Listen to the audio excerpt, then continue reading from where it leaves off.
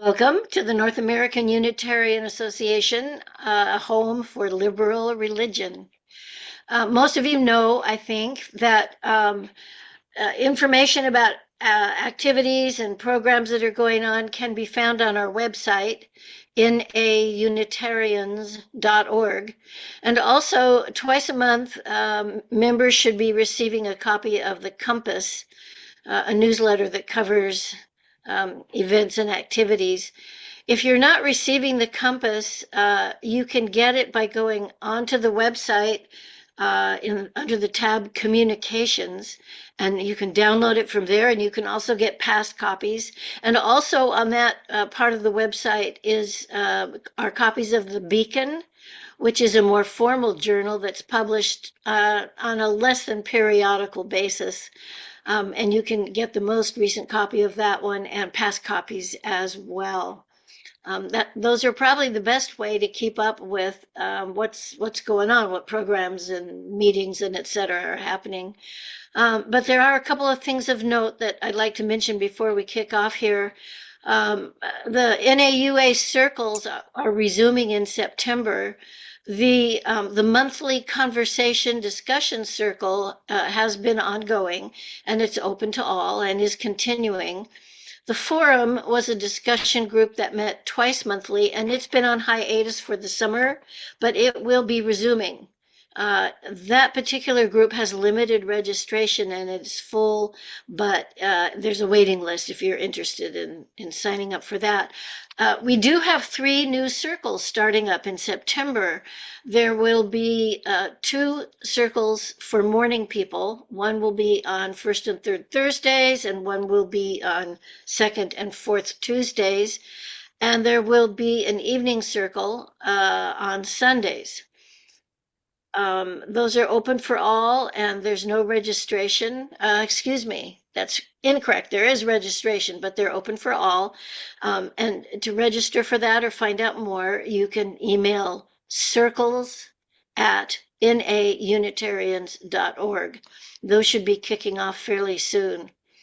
Also, the Member Services Committee has been working on launching regional members groups with the end goal, hopefully, of making it possible for people to make in-person contact with folks from their own neighborhoods.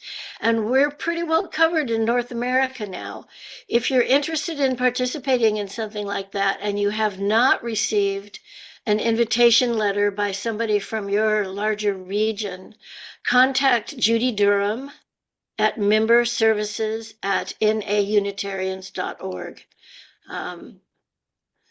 There's a course that we've been running in collaboration with the International Association for Religious Freedom on the development of liberal religions. There have been 2 of the 4 classes or workshops happened earlier in the month, and there are 2 remaining. The schedule for these lectures is quite complicated. They spread, each one will occur over 2 days and at different times to try and accommodate all the different time zones that our members are living in. So the best way to find out if you're interested in these last 2 courses about what days and times are best for you, you can look at the last edition of the Compass, or you can contact Stephen Palmer, who is with the NAUA International Alliances Committee at alliances@naunitarians.org. Looks like the dates on the last 2 will be August 19th and 20th and August 26th, 27th. Of course, I have to remind everybody the summit is coming up. It will run from September 30th through the worship service on Sunday, October 4th. There's too many events going on to mention here this morning. You can find out more in the Compass and also online. And you probably will be receiving, I understand, an emailed invitation to participate as well. The events are scattered over several days and times. but most of them are going to be recorded. So if you aren't available or if you have a time conflict between sessions, you'll be able to go back and pick up what you missed. Registration's only $50 for the summit, and scholarships are available. There is a hot button in the last Compass newsletter you can click on to register, or go to the website at naunitarians.org/2025-summit. I need to remind folks that if you're able, it's always good to help out financially to keep everything going. We have many, many volunteers who are running most of the activities that happen, but the NAUA does accrue expenses. If you're able to chip in, please visit the donate page on the website and chip in. All right, today's service is going to be delivered by NAUA member Gail Sandlin, who also is coming from the Port Townsend area and is a member of the Salish Sea Fellowship. She's going to be talking to us about climate consciousness, exploring our relationship with the environment and climate change as a moral and spiritual imperative. All right, let's get started.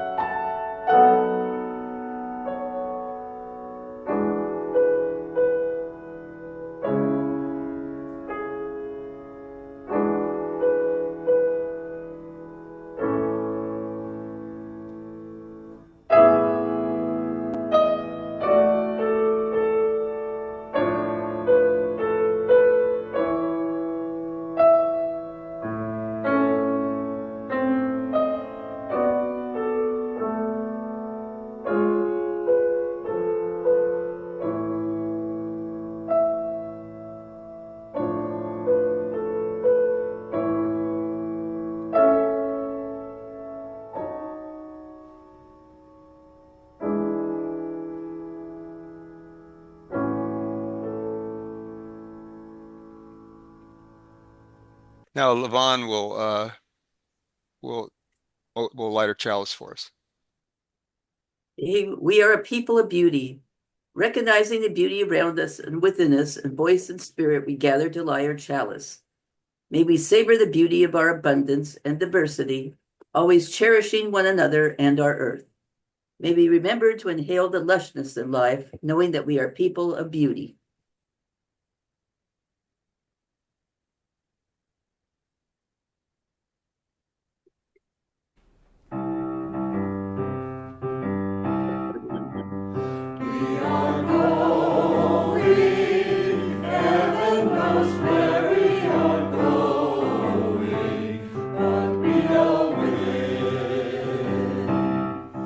And we will get there.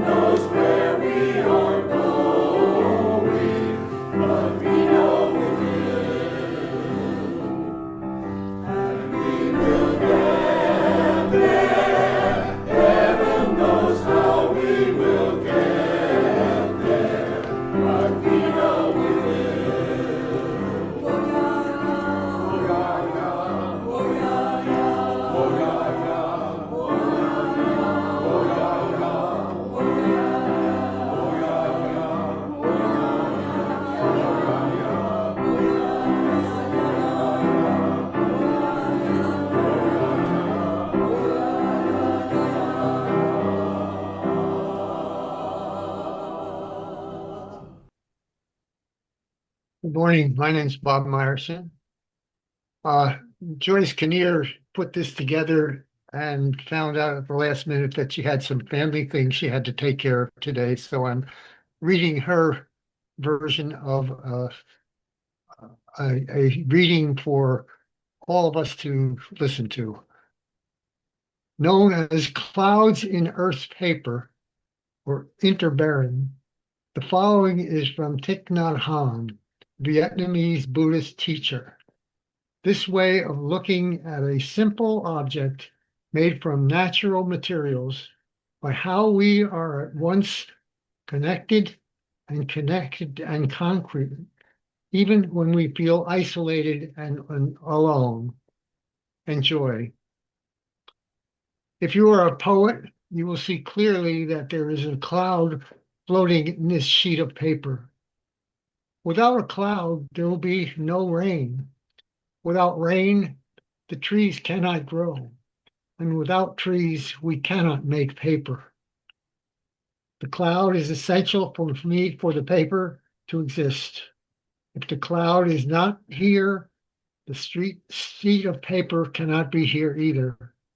So we can say that one cloud and the paper are. Interbeing is a word that is not in the dictionary. Not yet, but we will combine it and it will be there soon. We combine the prefix inter with the verb to be. We have a new verb, interbe. Without a cloud and a sheet of paper, are. If we look into this sheet of paper even more deeply, we can see the sunshine in it. If the sunshine is not there, the forest cannot grow. In fact, nothing can grow. Even we cannot grow without sunshine. And so we know that the sunshine is also in this sheet of paper. The paper and the sunshine are. And if we continue to look, we can see the logger who can cut the tree and bring it down to the mill to be transformed into paper. And we see the wheat. We know the logger cannot exist without his daily bread, and therefore the wheat that became his bread is also in the sheet of paper. And the logger's father and mother are in it too. When we look at this way, we see that without all of these things, this sheet of paper cannot exist. Looking ever more deeply, we can see we are in it too. This is not difficult to see because when we look at a sheet of paper, the sheet of paper is part of our perception. Your mind is in here and mine is also. So when we say that everything is within this sheet of paper, you cannot point on one thing that is not here. Time, space, and the earth, the rain, the minerals, and the soil, and the sunshine, the clouds, the river, the heat. Everything coexists with this sheet of paper. That is why I think the word interbe should be in the dictionary. To be is to be interbe. You cannot just be by yourself alone. You have to interbe with every other thing. This sheet of paper is because everything else is. Suppose we try to return one of the elements to the source. Suppose we return to the sunshine, return the sunshine to the sun. Do you think that this sheet of paper will be possible? No. Without sunshine, nothing can be. And if we return the logger to his mother, then we have no sheet of paper either. The fact is that this sheet of paper is made up only of non-paper elements. And if we return these non-paper elements to their sources, then there can be no paper at all. Without non-paper elements like mind, logger, sunshine, and so on, there will be no paper. And as thin as this sheet of paper is, it contains everything in the universe that is in it. It's Thich Nhat Hanh's words. Thank you. Thank you, Bob.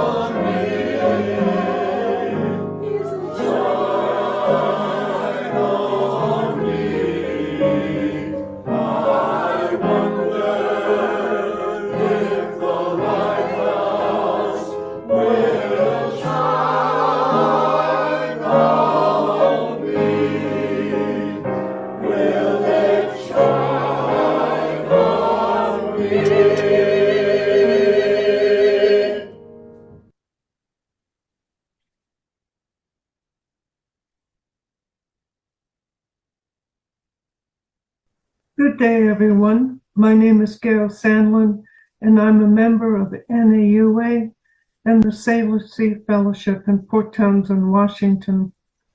I'm sorry I cannot be there in person to deliver my talk, but I'm taking a Rumi course in Tacoma, which is about 60 miles south of where I live. And so every Saturday in the month of August, that's where I'll be. But I did want to take a few moments to introduce myself and provide some background as to why I chose this topic. I'm not sure when I became a Unitarian, but I can say that in my youth, I used to have wonderful conversations with my father. Usually the topics were politics, but sometimes faith. He introduced me to the concept of free religious thought, and no, he was not a Unitarian. He was a disillusioned Catholic, but yet he thought it important that I had a concept of faith. And throughout my adult life, I've explored many religious paths and practices and find that an interesting journey. It was during those explorations that I discovered the Unitarian faith, and I thought this is just perfect for me. Its foundation on free religious thought, and that certainly defines me. And it also provides comfort for me in having more than one faith identity. Now, in my professional career, it was a little bit different. I was drawn to research and the analytical world. It's perhaps why I needed a balance when it came to things we call mysterious or the questions with elusive answers.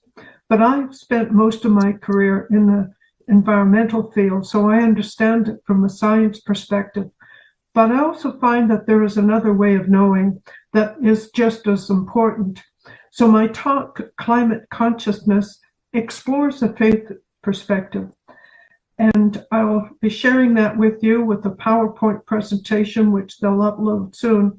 So I hope you enjoy it. And if you have any questions, be sure to reach out to me.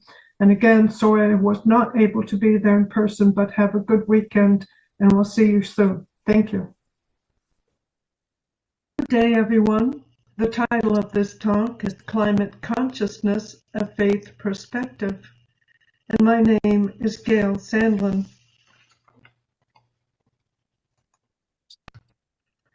If we go back almost 20 years to 2006, the Unitarian Universalist Association, as part of an interfaith mission, issued a climate change statement of conscience. This was a moral declaration grounded in science, justice, and faith. It was a clear call to action, recognizing the climate crisis not only as a scientific concern, but a spiritual and ethical imperative. Later, in 2011, the Interfaith Mission updated their commitment, and Unitarians stating, how can our faith inform our actions to remedy and mitigate global warming and climate change? But is it enough to inform our actions? When, 20 years later, the science continues to sound the alarm, data is clearer, consequences more tangible, and the policy landscape increasingly more urgent. Yet the gap between knowledge and meaningful action remains. So perhaps we need to go beyond just a suggestion of informed action. It may be time to return to this issue through a deeper lens of faith. This is not a faith bound by doctrine or creed, but one rooted in spirituality and inner orientation towards the sacredness of life and the interconnectedness of all existence as reflected in our seventh principle. It is a way of being, perceiving, and responding that is shaped by both spiritual insight and ethical commitment, and this is what we mean by climate consciousness. Now, words like spirituality associated with higher consciousness sometimes can feel elusive, mysterious even. They resist easy definition, and yet, paradoxically, it is through reason, reflection, and imagination that we are invited into their meaning. They call us not only to understand, but to feel, to awaken, and to live differently. So let us explore consciousness through several spiritual teachers: Thomas Berry, Matthew Fox, Richard Rohr, Thich Nhat Hanh, Dali Lama, Aldo Leopold, and Rumi, whose wisdom invites us into a more expansive view of ourselves and the world we live in. All weave spiritual insights and ecological wisdom, emphasizing that caring for the planet is a sacred and shared responsibility. Thomas Berry, Catholic priest, eco-theologian. His climate consciousness insight can be captured as advocating a cultural and spiritual reorientation to Earth as a living community. replacing destructive dominance with stewardship and fostering a new story that unites science, spirituality, and ethics towards sustainability. Matthew Fox, Episcopalian priest. His insight on climate consciousness centers on a spiritual and profound environmental awakening he calls creation spirituality.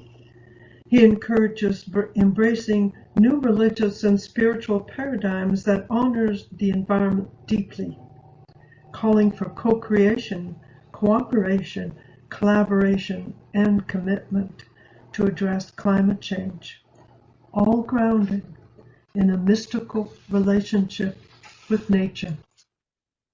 Richard Rohr, Catholic priest, Franciscan. His teachings call for deep awareness, lament for what is lost, and active participation in healing through realigning our spiritual and practical lives with the earth's sacredness and vulnerability. Thich Nhat Hanh, Zen master, he advocates for a revolution in consciousness, where individual transformation through mindful practices, such as mindful breathing, walking, and eating, leading to ecological awareness, ethical living that respects and protects the environment. The Dalai Lama's spiritual insights on climate consciousness emphasize deep interdependence between humans and natures, the ethical responsibility to care for the earth as our only home, and a fundamental transformation in human values. Rumi perceives the natural world not as separate or subordinate to humanity, but as a living manifestation of divine love and a reflection of the larger cosmic whole. Rumi famously said, "You are not a drop in the ocean. You are the entire ocean in a drop." With this mindset, every small act matters in the broader ecological system. Aldo Leopold, the land ethic. Leopold can be considered a spiritual teacher in a broad context, particularly in terms of his philosophy that blends ecological science with a profound sense of ethical and spiritual relationship to the land. So all the work of these spiritual teachers, what emerges might be described as the key elements of climate consciousness, worldview with a focus on interconnectedness, motivation emerging from self-transcendence, action that honors mindfulness in approach, temporal perspective, a wisdom honoring past, present conditions, and obligations to the future, an emotional response that recognizes compassion. Let's look at all of these. Worldview. At the heart of spiritual climate consciousness is a worldview grounded in interconnectedness, not merely the connection of humans to one another, but a recognition that all things, living and non-living, seen and unseen, are interdependent. Thich Nhat Hanh calls this the interbeing or the inter-are, a poetic way of describing the deep web that binds all existence. To harm the earth is to harm ourselves. Motivation.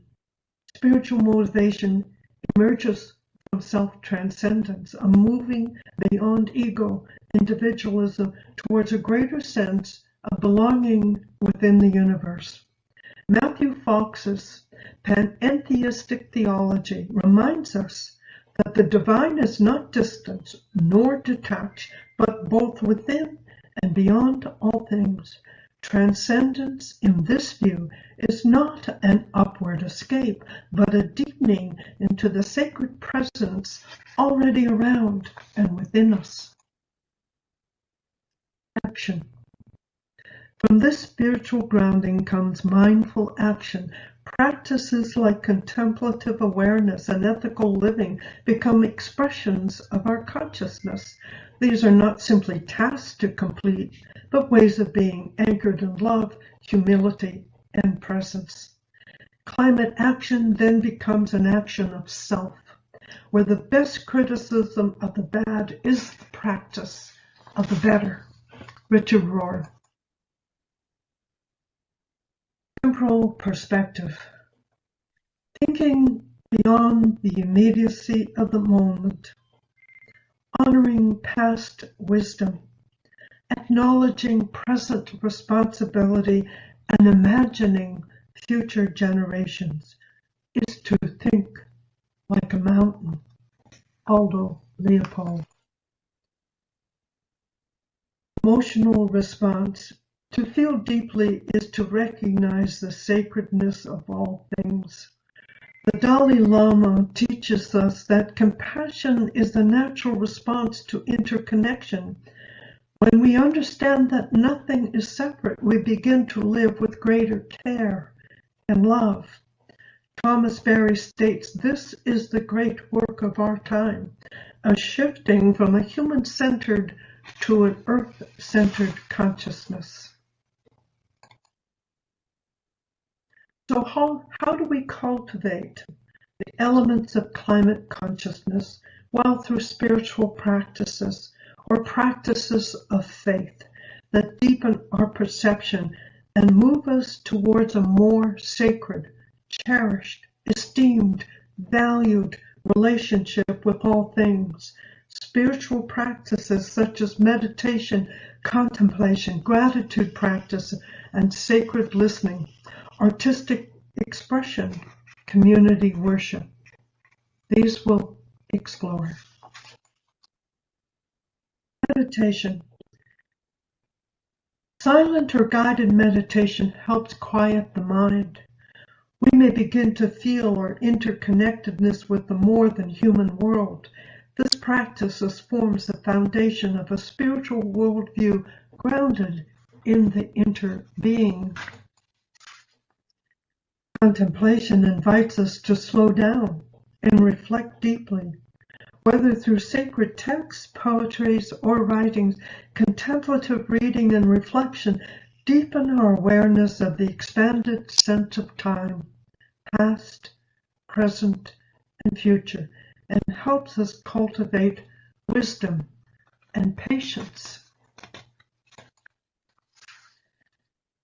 Gratitude reconnects us to the world. We can see the extraordinary in the ordinary, giving thanks for the things in the world. This practice helps transform despair into reverence and cynicism into joy, strengthening our ability to respond with love rather than fear. Sacred listening to the wind, the water, the sounds of life. This requires humility. In stillness, we hear what is often ignored. Sacred listening moves us beyond ego, beyond our own stories, into a wider circle of concerns. It grounds our motivation in compassion and communion rather than control or dominance. Artistic expression. Art, music, poetry, and movement allow us to process complex emotions and gives voice to the beauty and the grief of our times. Artistic expression becomes a form of sacred action involving awareness and inspiring transformation. And finally, community worship or gathering. In sanctuaries, homes, under open skies, we embody the full circle of climate consciousness. Shared rituals, song, prayer, and reflection bind us together in a common purpose. These communal practices integrate worldview, motivation, action, time, and emotion, reminding us that we are not alone in this sacred work. So in conclusion, yes, indeed, we're living in a time that calls for a deeper, more awakened way of being in the world. Climate consciousness is not just a concept, it is a spiritual path, a path that invites us to see, feel, and hear in our very breath this pulse of a living planet. And again, this great work of our time, shifting from human-centered to earth-centered consciousness. The science is clear. And whether voluntary or not, policies await. Perhaps it's now time to develop a deep value that is embedded in the soul, heart, or mind of each of us. A climate consciousness that constantly reminds us that the garden of the world has no limits except in your mind. Thank you for listening. Please contact me if you have any questions, and namaste.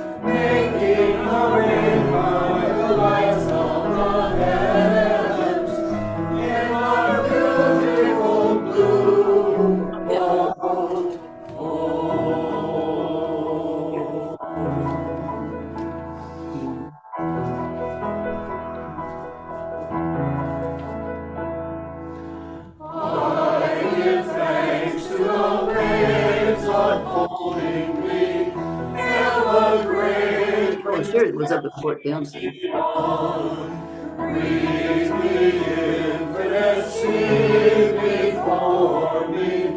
Sing the sky my sailor's song. I was born upon the fathoms, never hovered or port have I known. The wide universe is the ocean I travel, and the earth is my blue boat.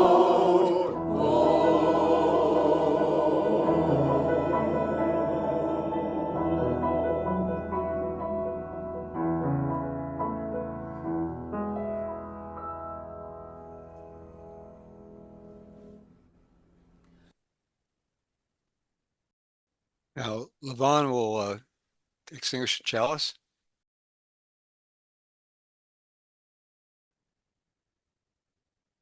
The flame is extinguished, but not our hope for the future, our courage in the face of crisis, or the love we share in all the world.